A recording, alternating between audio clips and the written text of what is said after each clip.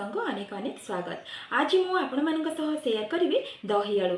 दही बैगण तो आपण माने निश्चय बनैथिबे। थरे दही आलू को बनांतु बहुत ही टेस्टी लागिबो। गरम भात सहित खाइबे आ बिल्कुल किछि भी दरकार पड़िबो नाही। एटा नेपाल रो भाइरल रेसिपी चुकोनी। आपण माने वीडियो को स्किप न करी फुल वॉच करंतु। निश्चय ए प्रोसेस रे थरे बनांतु।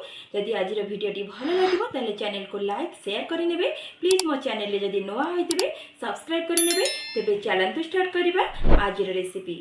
देखो ये दही आलू दुईटी मीडियम साइज आलू को सीझे रखी। दुईटी मीडियम साइज पियाज को लंबा लंबा पीसेस करके काटिक रखी। किसी धनिया पत्र भुर्सुंग पत्र किसी कंचा लंका काटिक रखी। किसी फ्रेश दही नहीं वन बाउल गोटे बड़ बाउल नहीं जावा।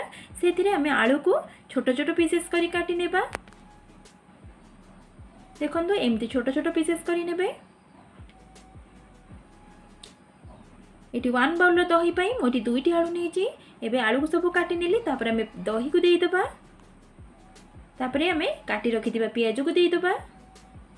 काटी रखिथिबा धनिया पत्र को देदेबा। कंचा लंका को देदेबा। आपण मानक रागर क्वांटिटी अनुसार आपण माने लंका नहीं परिबे। तापरे 1 स्पून चाट मसला को देदेबा। स्वाद अनुसार लूण को देदेबा। ताको भल से मिक्स करि नेबा। आपण माने चाहिले एटा को बिना पियाज रसुण मध्ये बनै पारिबे। तापरे गैस रे गोटे तड़का पैन बसैबा। सेथिरे अल्प तेल देदेबा। तेल टिके गरम हो गला परे गोटे सुखिला लंका को देदेबा। लंका टिके फुटी आसला परे 2 स्पून पंच फुटण को देदेबा। टिके पंच फुटणर क्वांटिटी अधिक नेबे भल फ्लेवर आसीबो। फुटण टिके फुटी आसला परे भुर्सुंग पत्र को देदेबा। भुर्सुंग पत्र को फ्राए करि नेबा टिके कलर चेंज होला पर्यंत।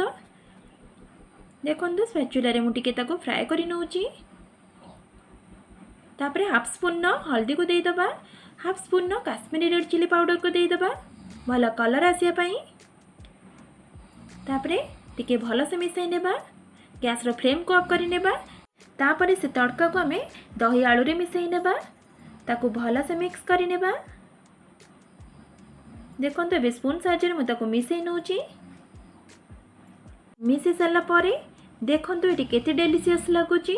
एमती तड़का देकी थरे दही आलू को बनांतु बहुत ही टेस्टी लागिबो खाइबा पई। देखंतु भल से ताको मिसाई नेली। तापरे आमे सेतिरे हाफ स्पून भजा जीरा लंका गुंड को मिसाई दबा। देखंतु ताले एठी हमरा रेडी हे गेला दही आलू बा नेपाल लो भाइरल रेसिपी चुकोनी। आपण माने निश्चय ए प्रोसेस रे थरे बनांतु बहुत ही टेस्टी लागिबो। गरमा गरम अरुआ भात सहित खाइबा पई। बनै साला परे आपण मानक मतामत मते कमेंट सेक्शन में जणेबे। आपण मानक किपरि लागिला ताले आज पई रोजी पुणी आसबी नेक्स्ट वीडियो रे किछि नुवा रेसिपी नै। नमस्कार बाय जय जगन्नाथ।